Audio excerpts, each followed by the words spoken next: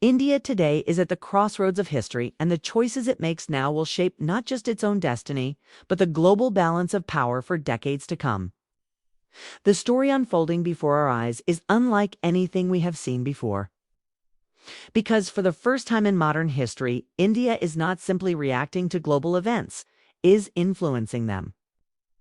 The United States, the European Union, and Russia all find themselves looking toward New Delhi, each with hopes, demands, and even pressure. And for India, this is both an extraordinary opportunity and a dangerous gamble. At the heart of this story are three forces: cheap Russian oil, the push for trade deals with Europe, and the ever-present shadow of American pressure. Tonight, we will explore this complex game in depth, peeling back the layers to understand why this moment is so significant and what it means for the future of India and the world. To understand the stakes, we must start with oil. India is the world's third largest consumer of crude oil. Its growing economy, its expanding industries, and its massive population make energy the lifeblood of the nation. But the reality is that India imports over 80% of its oil, leaving it deeply vulnerable to global price shocks. When the Russia-Ukraine war began in 2022, oil prices around the world spiked, hitting the economies of Europe and the United States hard. But for India, an unexpected opportunity opened up. Facing Western sanctions, Russia began offering oil at heavily discounted prices. India seized the moment. Tanker after tanker arrived at Indian ports carrying Russian crude, often at prices 30 to 40% below market value. This wasn't just a matter of saving money. It became a strategic cushion that allowed India to tame inflation, keep fuel affordable for its people, and maintain steady growth at a time when much of the West was struggling with economic pain. It was, on the surface, a brilliant move. But brilliance in geopolitics is never without consequences. While India was filling its reserves with discounted Russian oil, the United States was watching with growing unease. Washington had worked hard to rally global sanctions against Moscow. And here was India, one of America's key partners, in buying record amounts of Russian crude. American officials began quietly pressuring New Delhi to reduce these imports, warning that such trade undermined the sanctions regime. And yet, the U.S. could not push too hard. Why? Because America needs India. In the Indo-Pacific strategy, India is seen as a central pillar to counterbalance China. The U.S. cannot afford to alienate India, even as it dislikes India's energy partnership with Moscow. This has created one of the most fascinating diplomatic balancing acts of our time. India, a country long seen as unaligned, now carefully maneuvering between Washington and Moscow, refusing to choose one side over the other. At the same time, Europe has entered the picture in a big way. The European Union, once deeply dependent on Russian gas and energy, was forced after the Ukraine war to rethink its entire strategy. It needed new partners, new markets, and new ways to reduce its over-reliance on both the U.S. and China. In this moment of uncertainty, India emerged as a natural choice. The EU has been negotiating a free trade agreement with India for years, but in recent times the urgency has grown. Europe sees India as more than just a consumer market of 1.4 billion people. Sees India as a future hub for manufacturing, technology, and even green energy cooperation. The idea is clear. If Europe can deepen trade ties with India, it reduces its dependency on America, creates a counterweight to China, and finds a reliable partner in Asia. But here too lies the contradiction. European leaders cannot ignore the fact that India remains one of the biggest buyers of Russian crude. For them, this is not just a business issue, it's a political one. How can Europe sign landmark trade deals with India, while India is simultaneously feeding Moscow's economy with oil revenue? This tension is not easily resolved. For New Delhi, the choice is clear. National interest comes first. But for Brussels, politics often overrides pragmatism. That is why the negotiations are slow, complex, and filled with quiet suspicion. Let us pause here and ask, why does this matter so much? Why is India's decision to buy oil from Russia, trade with Europe, and balance U.S. pressure seen as such a defining gamble? The answer lies in the unique position India now occupies in global affairs. For the first time, India has leverage over all three major players at once. Russia needs India's purchases to keep its energy revenues flowing. Europe needs India's markets and manufacturing base to reduce its dependency on China and America. The United States needs India's strategic partnership to balance China's rise in the Indo-Pacific. This triangle of dependency gives India power.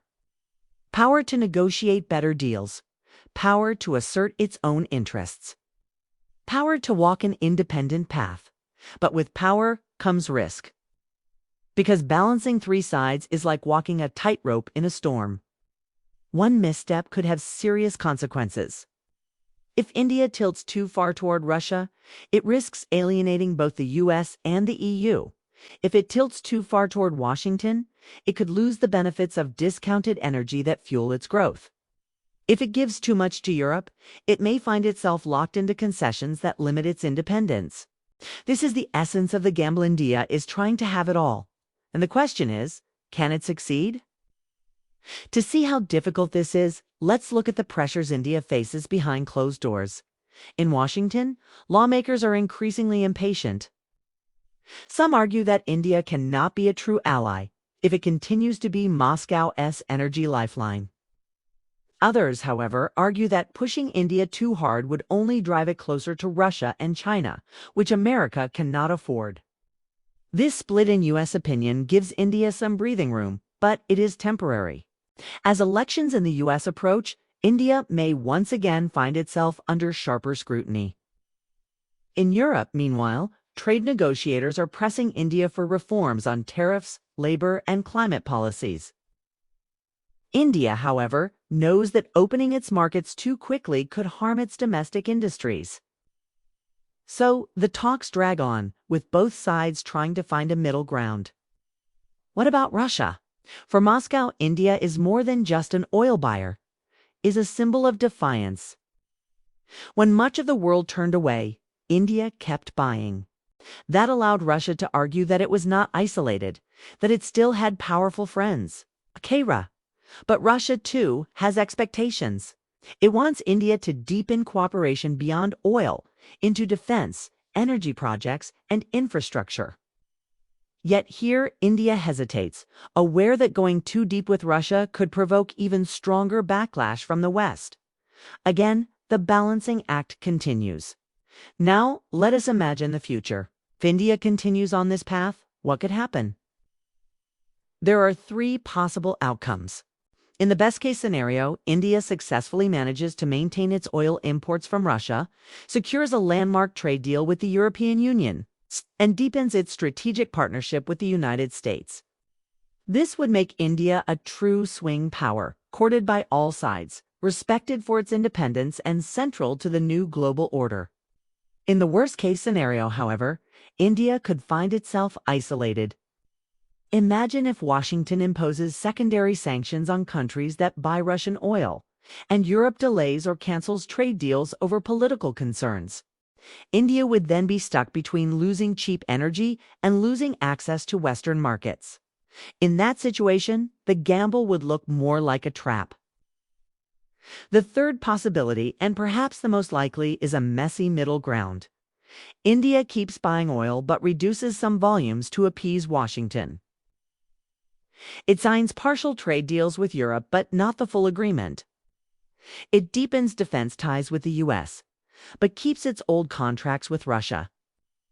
In this messy compromise, India survives but does not thrive. So, what does this mean for the average Indian citizen? It means that the choices made in foreign policy directly affect their daily lives. The price of petrol at the pump, the cost of goods in the market, the jobs created by foreign investments, all of these are tied to this grand balancing act. When India buys cheap oil from Russia, it keeps inflation low. When India negotiates trade deals with Europe, it opens new opportunities for exporters and workers. When India maintains good relations with the U.S., it ensures access to advanced technology and defense equipment. Foreign policy is not abstract, it touches the life of every citizen. At the heart of this story is leadership.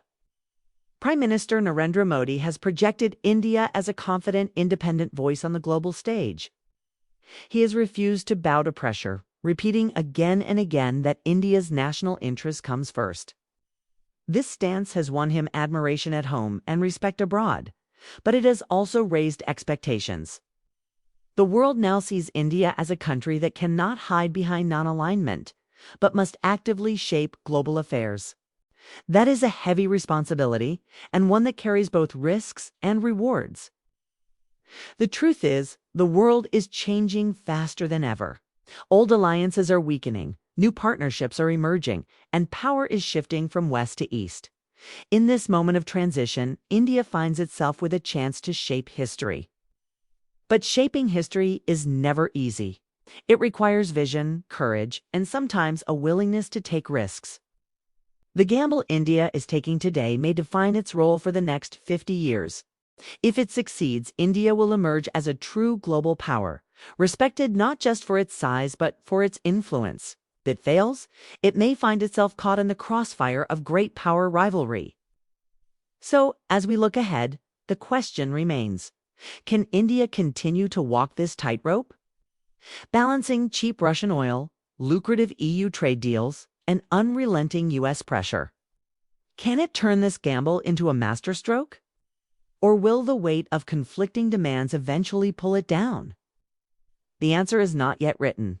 But one thing is certain: the world is watching. It's from Washington to Brussels, from Moscow to Beijing, all eyes are on India.